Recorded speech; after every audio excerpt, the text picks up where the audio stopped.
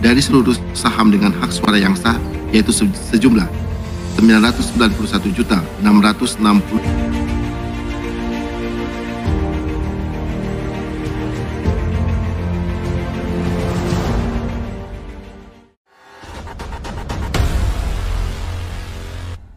Memperkenalkan terlebih dahulu jajaran direksi yang hadir pada hari ini. Kami mohon kepada Bapak yang namanya saya sebutkan untuk bangkit berdiri, Bapak. Yang pertama dengan Bapak Paulus Tejo Sutikno selaku Direktur Utama. Yang kedua, Bapak Peter Wirajaya selaku Direktur. Terima kasih kepada kedua juru bicara yang nanti akan menjadi narasumber kita. Selanjutnya Bapak dan Ibu sekalian, sebelum kita sama-sama menuju ke acara Expose pada siang hari ini, saya akan membacakan beberapa tata tertib kita pada hari ini. Yang pertama, Public Expose diselenggarakan secara fisik dan juga secara virtual melalui Microsoft Teams, di mana link telah dikirimkan kepada Anda semua oleh perseroan melalui email kepada masing-masing peserta. Kedua, Public Expose diselenggarakan dengan menggunakan bahasa Indonesia. Yang ketiga, Public Expose akan dipandu oleh moderator dan pemaparan materi akan dibawakan oleh Bapak Paulus Tejo Sutikno selaku Direktur Utama Perseroan. Yang keempat, selama pemaparan berlangsung, admin pada Microsoft Teams akan menonaktifkan mikrofon seluruh peserta yang hadir melalui Microsoft Teams. Yang kelima, Public Expose akan terbagi menjadi dua sesi, yaitu sesi pemaparan dan sesi tanya jawab. Yang keenam, tanya jawab hanya dapat dilakukan apabila sesi tanya jawab telah dimulai. Pertanyaan yang disampaikan sebelum sesi tanya jawab dibuka oleh moderator, maka dinyatakan tidak dapat kami bacakan. Selanjutnya Bapak dan Ibu, yang ketujuh, pertanyaan yang disampaikan harus relevan dengan topik yang dibicarakan dan moderator berhak untuk tidak membacakan pertanyaan dari peserta apabila tidak sesuai dengan topik yang dibicarakan. Yang kedelapan, peserta dapat mengajukan pertanyaan dengan cara mengangkat tangan Anda apabila hadir secara fisik dan melalui fitur chat apabila hadir melalui Microsoft Teams. Yang kesembilan, setiap peserta yang mengajukan pertanyaan wajib menyebutkan nama Anda dan media ataupun instansi yang diwakili terlebih dahulu sebelum menyampaikan pertanyaan. Ketentuan ini juga berlaku bagi peserta yang hadir secara virtual melalui Microsoft Teams. Kemudian yang 10, bagi peserta yang mengajukan pertanyaan melalui voice call pada Microsoft Teams tidak akan dilayani. Yang ke-11, sesi tanya jawab ini akan dilangsungkan kurang lebih selama 15 menit. Dan yang ke-12, atau terakhir, setiap peserta wajib mematuhi tata tertib Public Expose ini. Dan apabila terdapat peserta yang tidak mematuhi tata tertib ini, maka saya selaku moderator dan juga admin dapat mengeluarkan peserta dari ruangan Public Expose atau Microsoft Teams. Baiklah Bapak dan Ibu sekalian, sesuai dengan budaya dari perseroan kita, untuk itu kami undang Bapak dan Ibu untuk bangkit berdiri dan melakukan hening sejenak.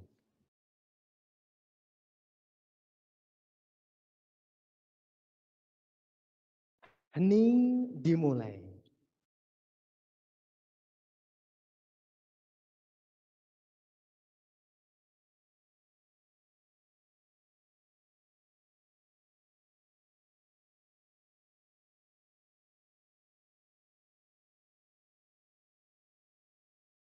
Hening selesai. Terima kasih, kami persilakan kembali untuk seluruh tamu undangan kembali menempati tempat duduk Anda masing-masing. Sebagai informasi tambahan Bapak dan Ibu sekalian, PT Mulia Bogaraya Tbk telah melangsungkan rapat umum pemegang saham tahunan tahun buku 2022 pada hari ini juga, Rabu 12 April 2023, masih bertempat di tempat yang sama, Arosa Hotel Jakarta, dipimpin oleh Bapak Hartono Atmaja selaku Komisaris Utama Perseroan. Tanpa berlama-lama lagi, marilah kita persilakan kepada Bapak Paulus Tejo Sutikno untuk membuka dan juga menyampaikan materi Public Expose pada siang hari ini. Kepada Bapak Paulus, kami silakan. Terima kasih Aik. Selamat pagi Bapak Ibu pemegang saham yang saya hormati. Pada kesempatan pagi hari ini saya akan menyampaikan materi paparan publik untuk kinerja PT Mulia Bogaraya Tbk tahun 2022. Berikutnya, yang pertama saya mulai dengan ringkasan eksekutif.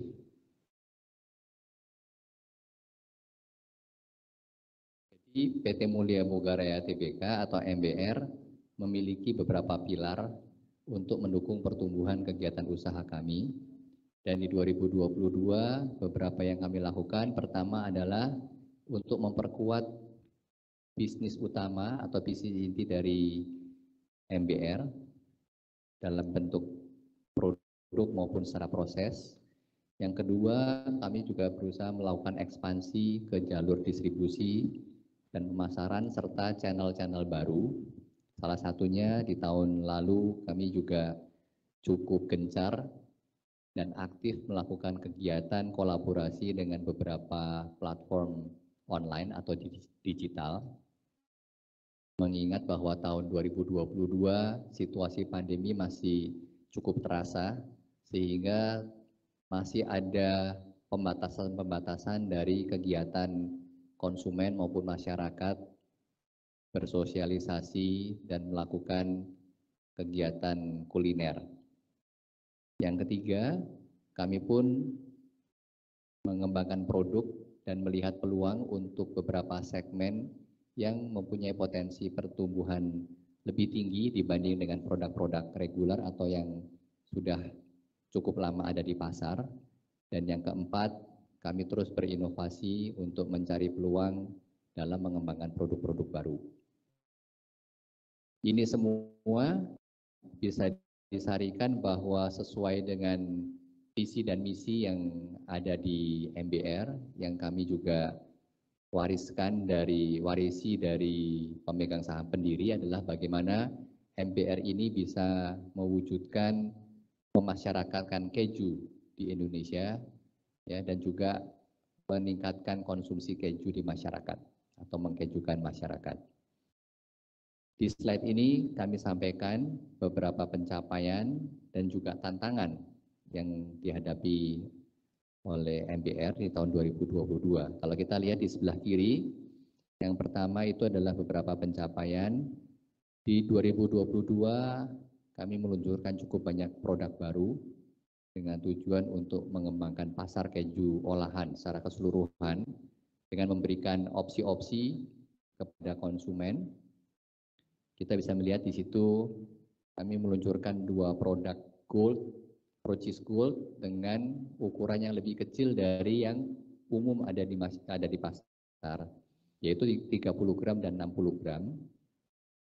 Kemudian untuk yang quick melt sebenarnya sudah cukup banyak juga yang tahu, tapi dalam hal ini adalah formatnya bentuknya slice atau lembaran, sehingga juga lebih praktis, lebih mudah digunakan, termasuk untuk toppings, beberapa masakan yang panas akan sangat cocok. Untuk mayones, kami sebenarnya memiliki yang sudah kemasan 1 liter sebelumnya, dan tahun lalu kami meluncurkan ada 2 format. Yang pertama pouch, tapi lebih kecil, 250 ml, dan yang di bawah itu ada beberapa dalam format saset. Dan yang di tengah, baris ketiga itu ada cheddar royal, itu adalah pergantian kemasan dan positioning dari yang Pro-Cheese cheddar sebelumnya, di mana memang ini adalah produk yang lebih premium.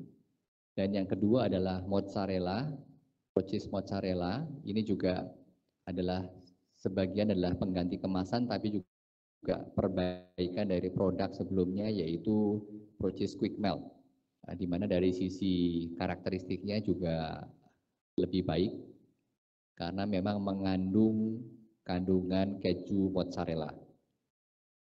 Jadi selain produk-produk baru di 2022, perseroan juga menyelesaikan pembangunan gudang baru sehingga kami tidak perlu lagi menyewa atau minimal mengurangi biaya sewa. Dan untuk di pasar modern trade, terutama minimarket, di mana kita sama-sama tahu pemain minimarket terbesar adalah Alfamart dan Indomart. Dan di tahun 2022, merek dan produk Pro-Cheese dalam cukup banyak bulan sepanjang 2022 adalah memimpin pasar di Alfamart dan Indomart. Secara nasional, berdasarkan data dari Kantar Home Panel per Desember 2022, brand Procis secara penetrasi mengalami peningkatan sebesar 1%, di mana tahun lalu itu secara keseluruhan kategori keju olahan justru turun sebanyak 2%. Selain itu, untuk food service, kembali lagi karena mobilitas masyarakat juga semakin meningkat sepanjang 2022, kami pun mendapat perkembangan yang baik di food service sehingga dapat tumbuh di atas 10%, demikian juga untuk ekspor dan e-commerce. Dan yang terakhir, update yang kami sampaikan di tahun 2022, kami merekrut satu brand ambassador baru, yaitu berkolaborasi dengan Chef Renata Muluk, di mana kita sama-sama tahu beliau adalah salah satu juri di program MasterChef Indonesia. Nah, ini satu hal yang menarik karena kami melihat saat ini Procis sehingga memiliki dua brand ambassador. Yang pertama adalah Chef Acen ya, dari Bandung, di mana sudah cukup lama beliau mendukung Procis sebagai brand ambassador, di mana Chef Acen juga memiliki pangsa pasar tersendiri karena beliau sangat aktif di Bandung itu sejak dulu ya, melakukan banyak kursus memasak, membuat kue, sampai saat ini pun termasuk selama pandemi cukup aktif melakukan kursus secara online, di mana memang pasarnya banyak ibu-ibu maupun penggemar kuliner itu belajar memasak. Sedangkan untuk Chef Renata, kami berharap Chef Renata akan juga bisa merekrut pengguna-pengguna baru, terutama untuk di generasi yang lebih muda. Jadi ini adalah suatu kombinasi yang sangat baik yang kami akan lakukan kolaborasi untuk terus meningkatkan kesadaran masyarakat dan konsumen tentang keju Procis. Tetapi pada saat yang sama di 2022 kami pun juga mengalami beberapa tantangan. Jadi antara lain salah satunya adalah ketidakpastian harga bahan baku, terutama untuk harga keju tahun 2022 itu cukup tinggi karena kembali lagi karena perkembangan pandemi dan sebagainya, permintaan beberapa negara mulai meningkat sehingga dari suplainya yang relatif terbatas mengakibatkan harganya cukup ada lonjakan. Itu sesuatu yang kami harus kelola. Kemudian yang kedua, secara keseluruhan karena situasi masyarakat sudah lebih aktif, sudah tidak terlalu banyak dan sering tinggal di rumah, sehingga kegiatan masak-memasak di rumah juga berkurang, dan mereka bergeser mulai makan di luar. Itu mengakibatkan secara keseluruhan pasar keju olahan itu turun di 2022. Nah, dengan turunnya pasar secara keseluruhan, maka seluruh pemain keju juga masing-masing berusaha mempertahankan posisi di pasar, dan itu mengakibatkan semua pemain keju itu juga melakukan investasi di pasar untuk tetap menjaga pangsa pasarnya. Nah, ini yang kemudian mengakibatkan MBR pun harus mengikuti supaya tidak terlalu kehilangan pangsa pasar untuk menambah investasi di pasar berupa promosi, ya, berupa program-program promosi maupun kerjasama dengan pihak terkait, terutama di modern trade ya, karena modern trade itu sangat kelihatan gitu ya. Kalau kita ke minimarket langsung ya, yang promo apa ya kan, berapa banyak promonya dan sebagainya. Oke, berikutnya. Nah, ini adalah beberapa capaian yang kami bisa sampaikan sebagai catatan Bapak Ibu pemegang saham.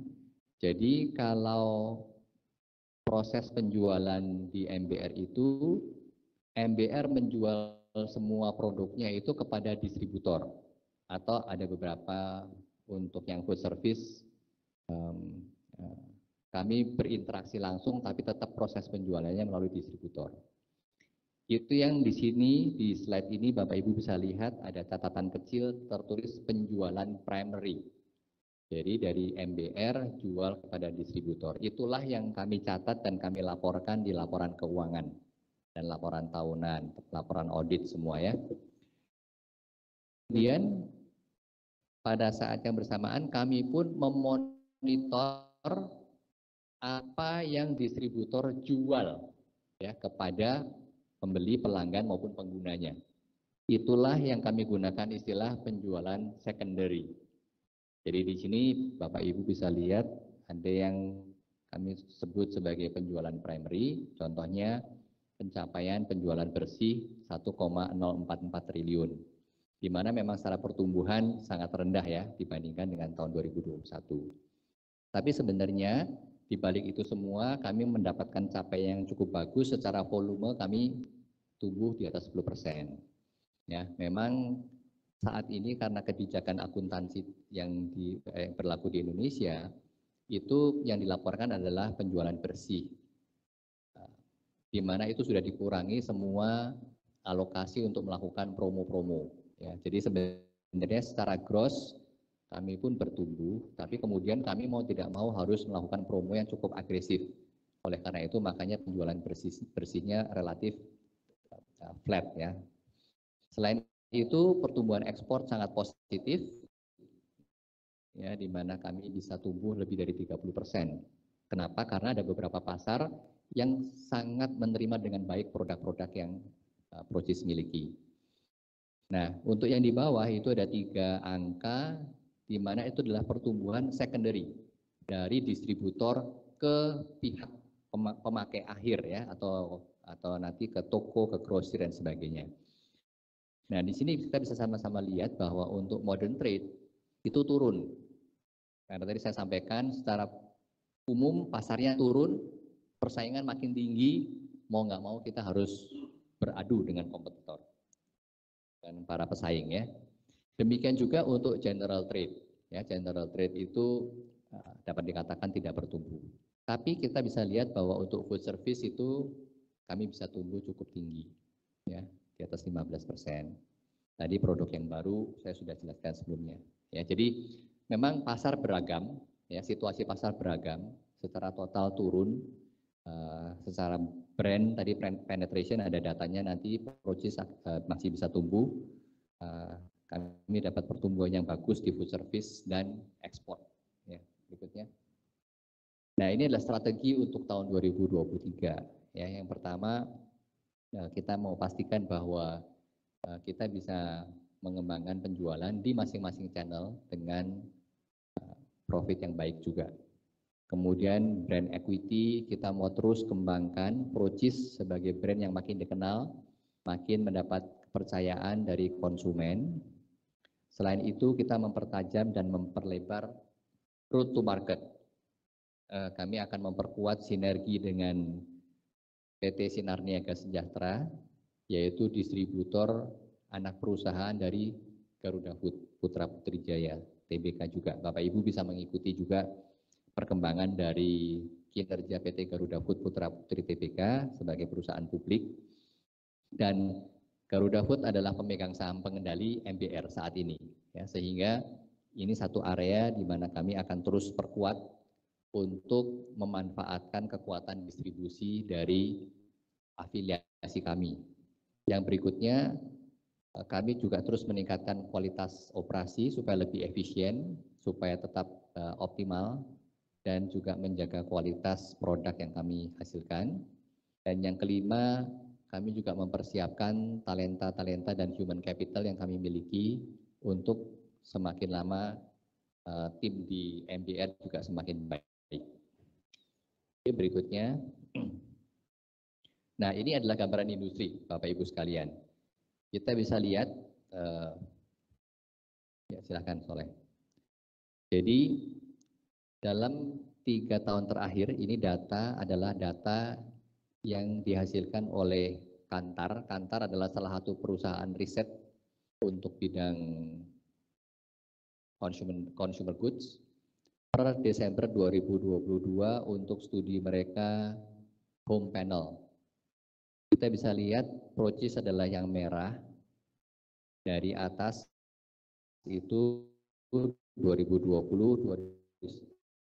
2022 kemudian turun 2020 ya, di diagram yang sebelah kiri, di mana secara total spend, jadi estimasi pangsa pasar berdasarkan total uang yang dikeluarkan oleh konsumen. Jadi per 2022, Procis menduduki nomor 1 dengan 42%. Di sebelah kanan itu adalah penetration rate. Itu seberapa banyak konsumen yang disurvei di rumah, ya, konsumen penggunaan di rumah atau home panel, itu kemudian menyatakan antara merek satu dengan merek yang lain, berapa masing-masing merek itu mendapatkan persentase digunakan. Jadi untuk 2022, Procis itu mendapatkan penetrasi sebesar 26% atau naik dibandingkan tahun 2021 dari 25%. Nah, ini tentang MBR. Ya, Bapak Ibu sudah mengetahui mungkin bahwa sebelah kiri itu adalah produk utama. Kami mempunyai beberapa format untuk keju. Yang pertama adalah keju blok. Di laporan keuangan pun kalau Bapak Ibu pelajari di bagian report by segmen, itu ada dipisahkan juga antara keju blok, keju lembaran, dan lain-lain. Nah, keju blok, kami memiliki yang format 2 kilo, 160 gram, dan untuk top cheese ada 250 gram. Kemudian keju lembaran, ada yang isi 5, 10, 12 itu yang umum, tapi hanya Procis yang memiliki keju lembaran dengan isi 2 lembar, Bapak Ibu sekalian. Itu adalah satu area di mana kami kembangkan atau posisikan keju sebagai produk snacking, tidak hanya sebagai produk untuk dimasak atau sebagai teman roti. Selain itu kami memiliki produk yang inovatif yaitu spready. Kalau Bapak Ibu pernah coba, jadi spready itu bentuknya lebih cair ya, sehingga mudah untuk katakan dijadikan olesan. Termasuk untuk kalau Bapak Ibu makan roti, ya itu bisa dipakai sebagai pengganti mentega. Dan kami mempunyai salad dressing. Di 2022, di slide sebelumnya sudah juga saya ceritakan sedikit, ini adalah produk-produk yang baru di 2022. Ya. Oke, berikutnya. Nah, bagaimana Procis menjalankan bisnis dari sisi distribusi? Ya, jadi kami mempunyai jalur distribusi cukup lengkap. Ya, jadi ada di general trade atau orang yang kadang-kadang bilang traditional trade, di mana kami berjualan melalui kepada grosir-grosir, termasuk toko bahan kue. Ya, Bapak Ibu tentu tahu, ya, toko bahan kue itu salah satu jalur yang penting untuk produk keju, karena disitulah para pembelinya itu membeli berbagai macam produk kebutuhan untuk membuat kue atau memasak. Beberapa contoh pelanggan kami adalah toko Wahab maupun toko kain grosir. Kemudian yang sebelah kanan adalah food service, ya, food service berbagai jenis outlet resto kuliner, termasuk salah satu yang cukup besar di Indonesia penggunaan keju adalah martabak, tapi juga kopi kenangan. Ya, kopi kenangan karena kopi kenangan juga masuk ke industri bakery. Kemudian e-commerce, kami bekerja sama dengan banyak platform. Dan terakhir adalah modern trade. Ya, modern trade, semua format modern trade, Bapak Ibu, minimarket, hypermarket, supermarket, ya, kami mempunyai jalur distribusi kepada semua bentuk modern trade. Selanjutnya, nah ini adalah brand ambassador yang baru yang kami kolaborasikan di tahun 2022. Soleh, ini video bisa play? Enggak? Oh, sorry, bisa play? Oh, nggak bisa play. Oke. Ya, berikutnya untuk kinerja perseroan, ya silakan. Nah, ini adalah ringkasan dari laporan keuangan, laporan audit tahun 2022 yang sudah kami publikasikan. Penjualan relatif flat, ya, 1,044 triliun. Kemudian profitabilitas memang turun dibanding 2021, seperti yang tadi saya sampaikan, memang kami mengalami tantangan cukup berat dari sisi kenaikan harga bahan baku dan kemasan di tahun 2022. Kemudian ada beberapa biaya seperti investasi di marketing, promosi, dan sebagainya. Sehingga laba kotor yang kami capai adalah 296 miliar atau dengan margin 28%, laba operasional 150 miliar atau dengan margin 14%, dan laba bersih 117 miliar dengan margin 11%. Oke, demikian yang dapat kami